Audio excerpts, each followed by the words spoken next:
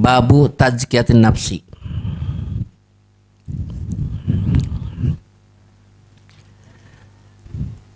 Fa amma man khafa maqama rabbih wa nahan nafsa anil hawa fa innal jannata hiyal ma'wa.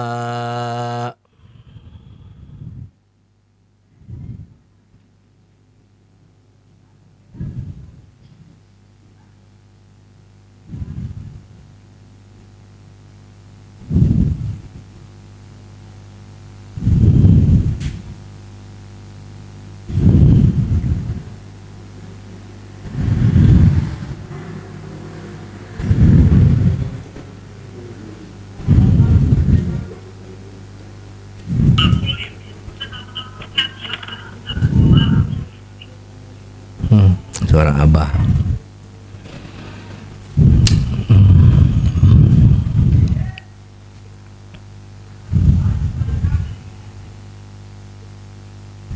Terus babu tazkiyatin nafsi, bab membersihkan diri. Fa amma man khafa maqama rabbih wa nahan nafsa anil hawa fa innal jannata hiyal ma'wa. Siapa orang yang takut makom Tuhannya, wa nahan nafsa dan menahan dirinya anil hawa, fa innal jannata hiyal ma'wa, maka surga itu adalah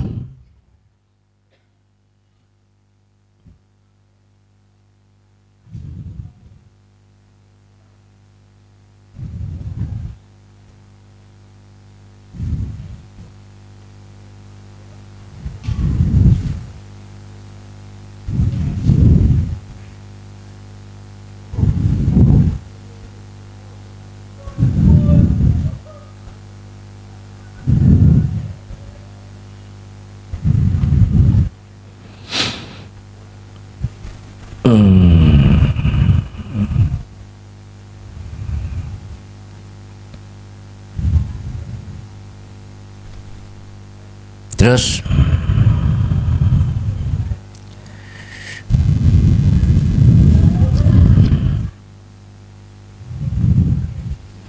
nafsu. Nah, ini kita bicara tentang nafsu. Kenapa nafsu itu harus dibicarakan?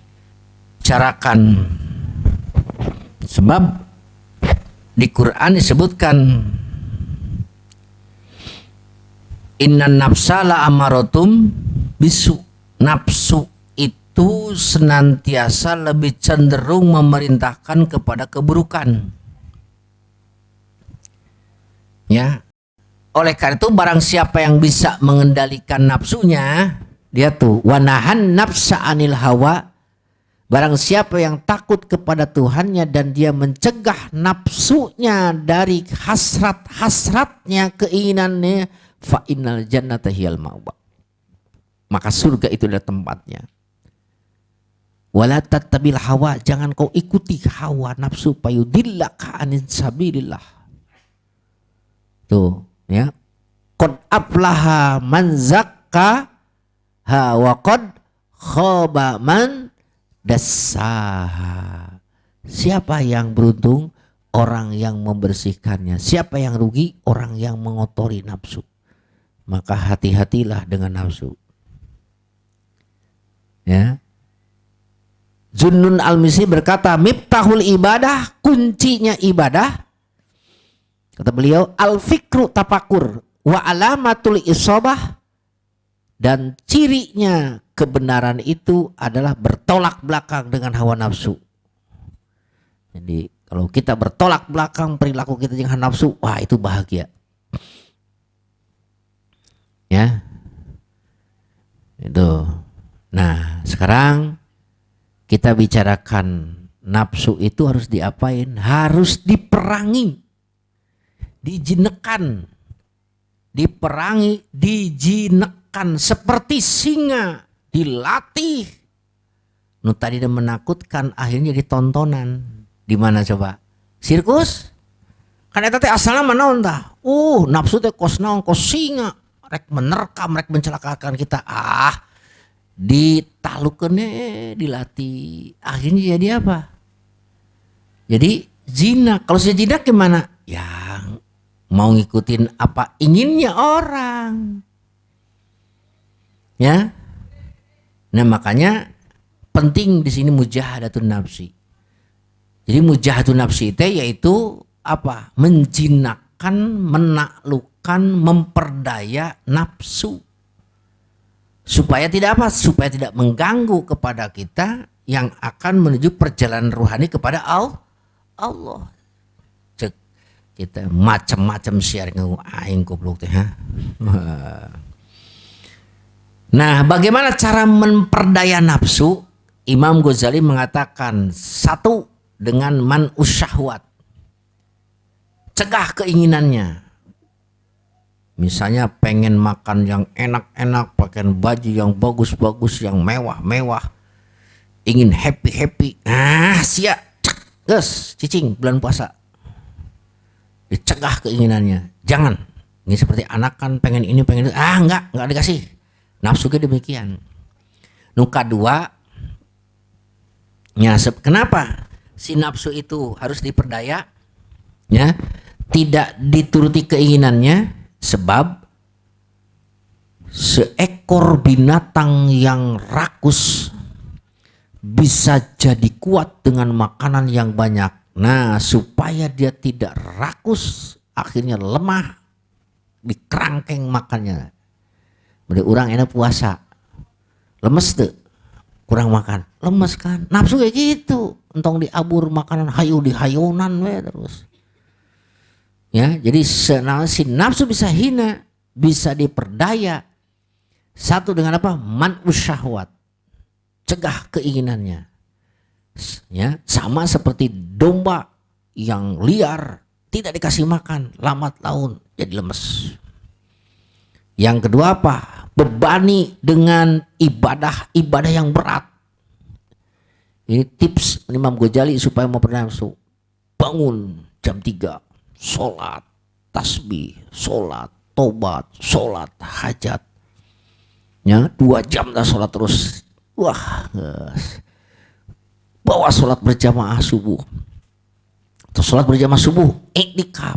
Tapi terbit matahari kemudian kira-kira 20 menit dari terbit sholat isrok atau sholat duha. Ayo sia, cek nafsu teh, aduh pak. Ieu teh ku berat-berat ting, urang ayeuna jelema nu kuat tenagana sok bebani dengan membawa barang yang berat-berat. Lama-kelamaan gimana? Capeun mah. Capeun, lemes dia. Ya, itu caranya. Yang ketiga, nah, untuk memperdaya nafsu dengan pertolongan kepada Allah. Jadi 3 untuk menjinakkan nafsu itu. Satu apa tadi? Cegah hasrat-hasratnya. Keinginannya, ya. Yang kedua, bebani dengan ibadah-ibadah yang berat, ya. Sebab keldai juga lamun ditumpangi dengan beban yang berat, jalannya gak luat, teot, sempoyongan. Mobil kayak gitu ayeuna, sok mobil, truk ayeuna, truk cuma bisa membawa barang 10 ton, ya. Asupan besi tah 30 ton, kumaha mobil truk. Aduh, gigi satu mundur teu kuateun. Begitu nafsu. Yang ketiga, minta tolong pada Allah. Gusti, tulungan ieu abdi udag-udag we ku nafsu. Kos urang diudag-udag anjing, mana nafsu na dia? Sia ngeganggu, cabok bolak-balik ku aing cenah. Gitu, si nafsu pun demikian tuh. Ya. Lanjut sekarang kembali ke makalah. Tasawwupuka, hasratmu tasawwuf teh. Keinginanmu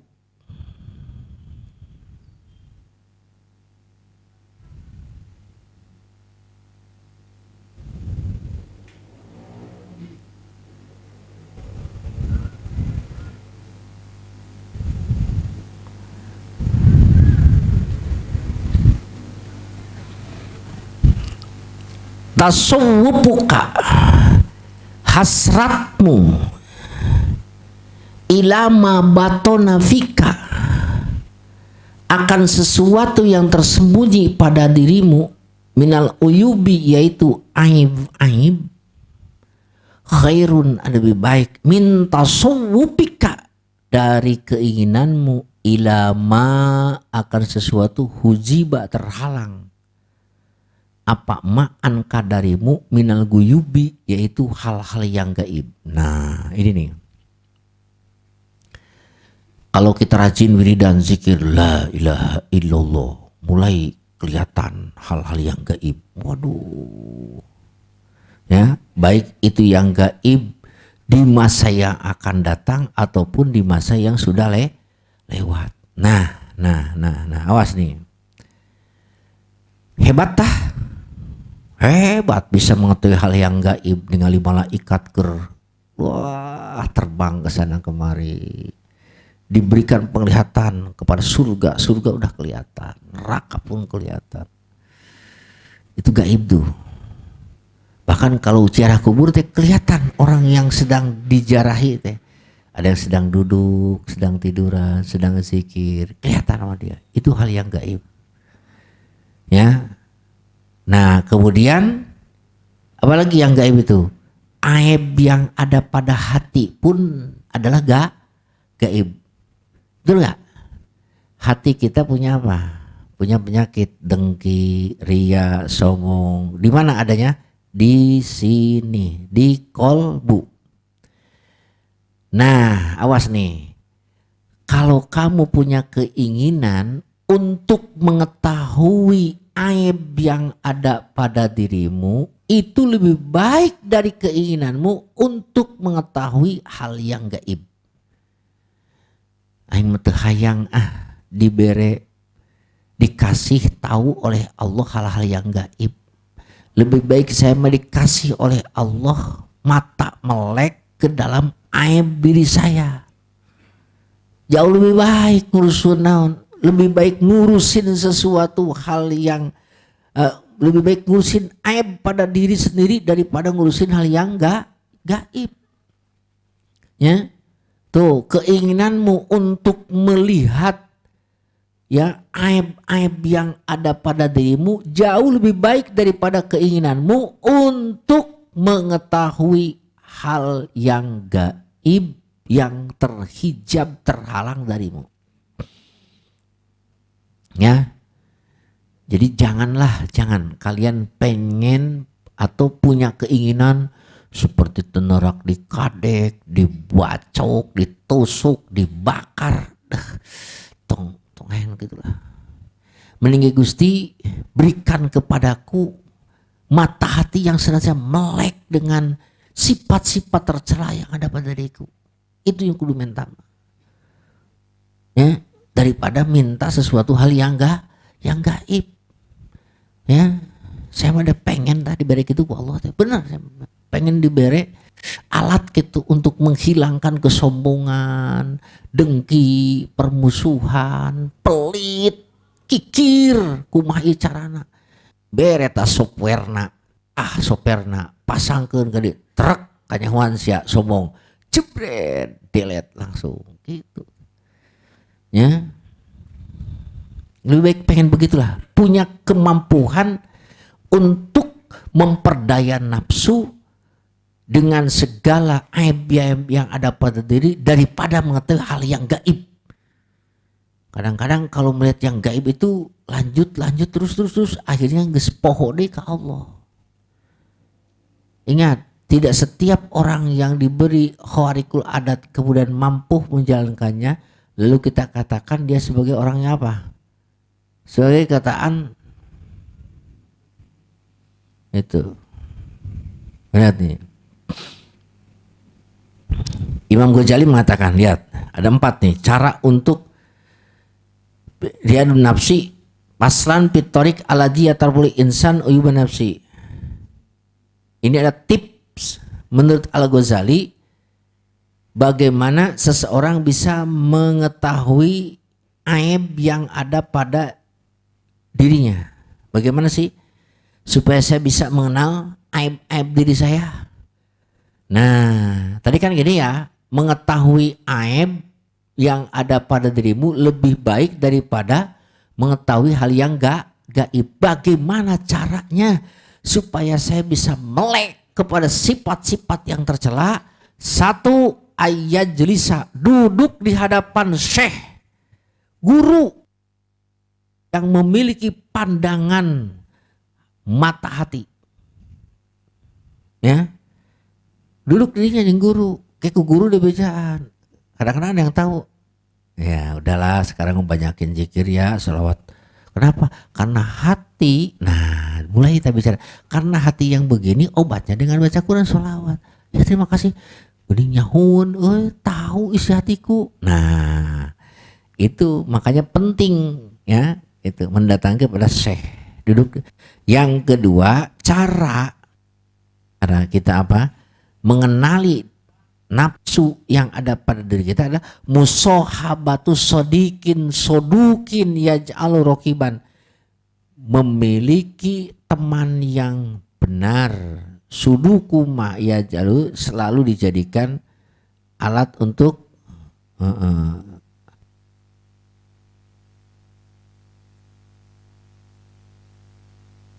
apa tadi? Dua ya, bersahabat dengan orang yang benar. Ketiga, mengetahui akan aib dirinya dari musuhnya. Misalnya si Jaid musuhan dengan Khalid udah lama 2 tahun. Tah si Khalid pengen tahu penyakit kolbunya. Nanya ke sahabat Jaid, kamu musuh dengan saya, tapi tolong sampaikan kepadaku apa kekurangan ada pada diriku. Gitu. Coba, ayo. Kira apa nih? Gini nih, kamu teh punya watak teh, bla bla bla bla bla bla. Oh iya ya, dirasa itu. Terima kasih Ed, kamu telah memberikan kepadaku aib diriku. Gitu. Orang masuk terima kasih teh karena dipuji wae nya. Pernah, belum pernah mengucapkan terima kasih karena dicaci. Nah, ini yang keempat nih. Yang ketiga ya, yang keempat ayas tapi dalika min mukhalatin nas. Yang keempat, hindari mendapatkan sesuatu. Ayas tapi ya, mengambil manfaat dari menyalahi orang. Di sini menyalahi orang yang benar. Ya, ini yang keempat.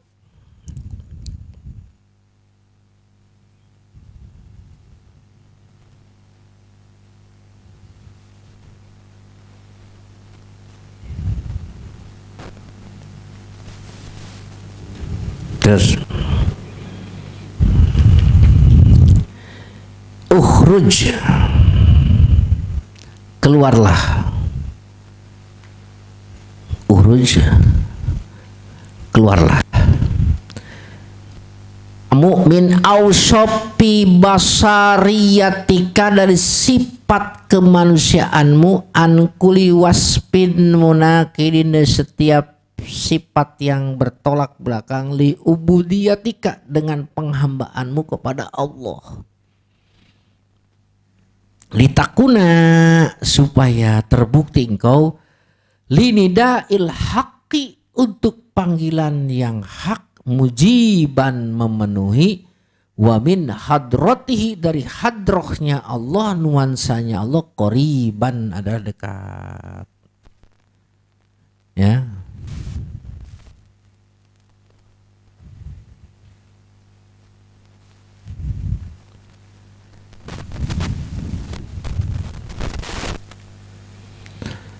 Ukhruj, keluarlah dari sifat-sifat. Jadi gini ya, bagaimana ya saya supaya bisa mendekat kepada Allah, total dalam penghambaan kepada Allah. Terus kalau dipanggil oleh Allah, ya Jaid labbaik ya Allah, gitu ya. Nah ini bagaimana caranya supaya kita ya bisa menit panggilan saudara, panggilan suara apa? Ya, itu nidail haq Allah. Bagaimana cara supaya nembali atau menimpali menjawab ya panggilan Allah. Kemudian dekat dengan Allah. Nah, dikasih resep oleh musonib.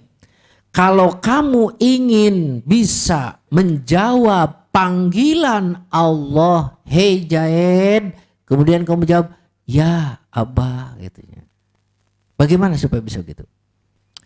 Nah, di sini dikatakan oleh musonib, kalau kamu ingin apa, ya, bisa memenuhi panggilan Allah, dekat dengan Allah, gampang. Keluarkanlah sifat-sifat kemanusiaan yang ada pada dirimu yang bertolak belakang dengan penghambaan diri kepada Allah. Jadi sumber masalah adalah penghambaan diri kepada Allah. Tak bagaimana supaya bisa menghambakan diri kepada Allah? Yang pertama yaitu ya menghilangkan sifat kemanusiaan yang ada pada diri manusia. Keluarkanlah sifat-sifat kemanusiaan yang bertolak belakang dengan apa? Dengan penghambaan diri kepada Allah. Apa sifat yang bertolak belakang dengan penghambaan diri kepada Allah? Ada yang zohir, maksiat, judi, zina, mabuk. Ada yang batin, sombong, cinta dunia. Ya, adawah, permusuhan, dengki. Nah, sok keluarkeun heula eta. Engke lamun tos dikaluarkeun di mana dipanggil ku Allah teh, ya Jaid. Kamu bisa menjawab, labbaik ya Rob. Kenapa? Karena bersih. Ya. Jadi tukang baso dipanggil kan baso, mal iya ini tukang baso dipanggil, tukang siomay ngaliek mal tah. Nengok enggak? Siomay. Eta jualan teh cicing we ya tukang baso dipanggil siomay itu kumaha tuh? Akankah dia berhenti menyaut? Moal terus dia tidak merasa tidak merasa dipanggil. Tidak akan bisa menjawab karena dia tidak merasa yang dipanggil tadi oleh si Umar. Yang manggil orang siomay. Ya, nah begitupun sekarang. Kalau kita ingin bisa menjawab panggilan Allah, labbaik ya Rabb, kemudian dekat dengan nuansanya Allah. Kalau sudah dekat benar, yang diinginkan biasa terpenuhi. Nah udahlah, kalau pengen begitu, keluarkan sifat kemanusiaanmu yang bertolak belakang dengan penghambaan. Sok silakan. Apa tuh sifat yang bertolak belakang dengan penghambaan teh? Kalau di zohir, di luar maksiat badan. Kalau di dalam batin adalah ya penyakit tadi disampaikan, embungnya, hasudnya. Jadi ternyata kalau kita ingin mendekat kepada Allah, bersihkan yang disebut dengan taholli. Non cenah? Taholli. Taholli bersih, sok bersihanlah sifat-sifat tercela. Nah, geus taholli itu sunaon? Tahalli, dihiasi. Setelah tahalli gimana? Tajalli, baru bisa nampak jelas menyaksikan Allah. Ya, itu disebut dengan tajalli. Jadi awalnya taholli. Kholi itu tina hulu. Hulu itu artinya apa? Kosong. Kosongkan dulu sifat-sifat tercela pada dirimu. Terus gitu gimana? Tahalli, hiasi. Mandi dulu, pakai baju, celana nu rapi, semprot, pakai bedak, pakai lipstik, pakai shadow, pakai bulu mata anti badai. Ya, itu namanya apa? Tahalli. Kalau sudah tahalli, kemudian tahali, ya datang menghadap bupati. Assalamualaikum, waalaikumsalam. Karena lihat penampilan rapi, bersih, wangi, silakan duduk. Gitulah terjauh energi orang reka Allah teh gitu. Jadi kudu naon heula cenah? Kudu tahalli dulu. Kemudian tahalli pakai H. Kemudian tajalli. Ya. Itu tajalli teh gitu. Tajalli teh musyahadah, menyaksikan Allah ya pada makhluknya. Ya. Ayo menyaksikan jatnya bukan. Tadi subuh apa tadi subuh? Ya. Di sore ya tadi. Ya. Atau ini. Melihat, menyaksikan Allah. Nah, jadi gitu ya. Jadi kalau kita ingin memenuhi panggilan Allah, dekat dengan nuansa Allah, tinggal keluarkanlah sifat-sifat manusiaan yang ada pada dirimu yang bertolak belakang dengan apa? Nah, gitu. Sifat penghambaan diri kepada Allah.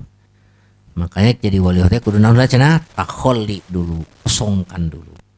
Kemudian aslu kulli maksiatin, pokok setiap maksiat, wagoplatin dan lupa, wasyahwatin dan syahwat,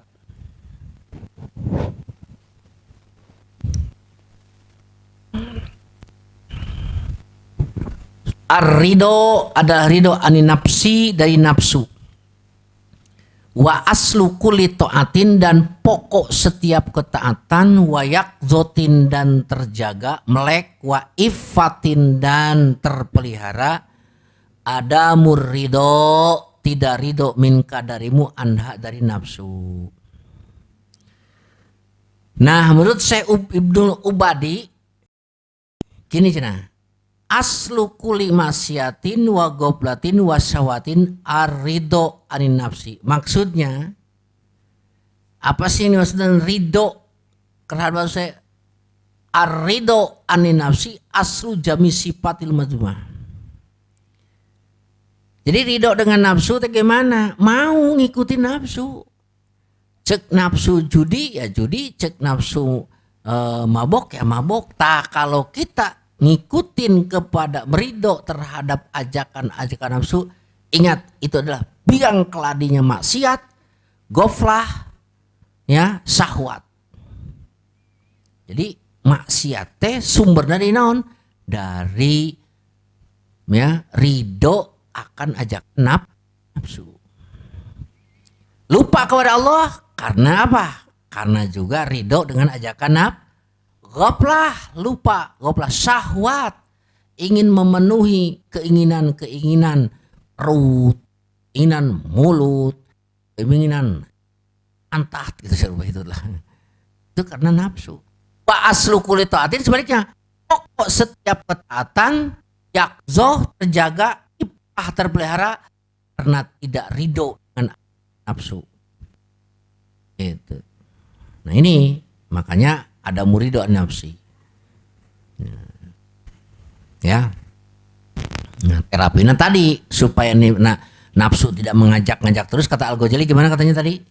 Ya, kalau kita ingin ya bersih kolbu kita dari ajakan-ajakan nafsu tadi, yaitu dengan apa? Duduk di hadapan guru. Kemudian apa? Bersahabat dengan orang benar. Yang ketiga, mengambil pelajaran dari mukhalatatun nafsi. Lanjut, wali antashaba, demi bersahabatnya engkau jahilan orang bodoh, la yardo tidak ridho siapa jahil, khairun lebih baik laka darimu mintas aba daripada engkau bersahabat aliman kepada orang alim, yardo yang ridho itu alim an nafsihi dari nafsunya. Pa ayu ilmin ya aing asa ditenggel katenggel pisan ku ieu makola. Apa artinya ilmu bagi orang yang alim tapi masih ridho nafsi dari nafsunya. Wa ayu jahlin, mana mungkin disebut bodoh orang yang dianggap bodoh tadi kalau dia tidak ridho an nafsi dari nafsunya. Sok ya. Nah ini bersahabat.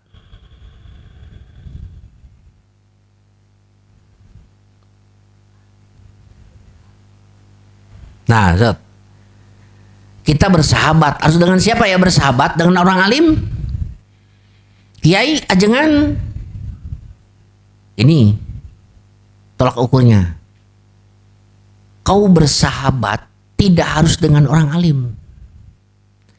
Bersahabatlah dengan orang yang tidak ngikutin hawa nafsunya sekalipun bodoh. Ya, itulah jauh lebih baik kau bersahabat dengan orang bodoh yang tidak ngikutin nafsunya. Lebih baik itu. Lagi, bersahabatnya engkau dengan orang bodoh, dengan orang yang tidak ngikutin hawa nafsunya. Walaupun bodoh, itu masih lebih baik daripada engkau bersahabat dengan orang alim yang senantiasa ngikutin hawa nafsunya. Tegas musonib. Payu ilmin dialimin, apa artinya ilmu bagi seorang yang berilmu tetapi ridho dengan hawa nafsunya? Apa artinya ilmu? Payu ilmin dialimin yato an nafsi. Dan juga payu jahlin dijahilin. Mana mungkin dikatakan orang bodoh sementara dia tidak ridho dengan nafsunya. Pinter pikihna, pinter ilmu tauhidna, alat, ilmu alat, pinter pokoknya capetang we. Lamun geus ngupas masalah ilmu alat hebat luar biasa sih eta. Nu nandingi seorang pun. Ateter jeung mah ilmu alat. Ilmu bilaga, ilmu mantek, usul fikih, mustalah hadis, bade istiqoh. Ya. Itu makulat kabeh dikuasai.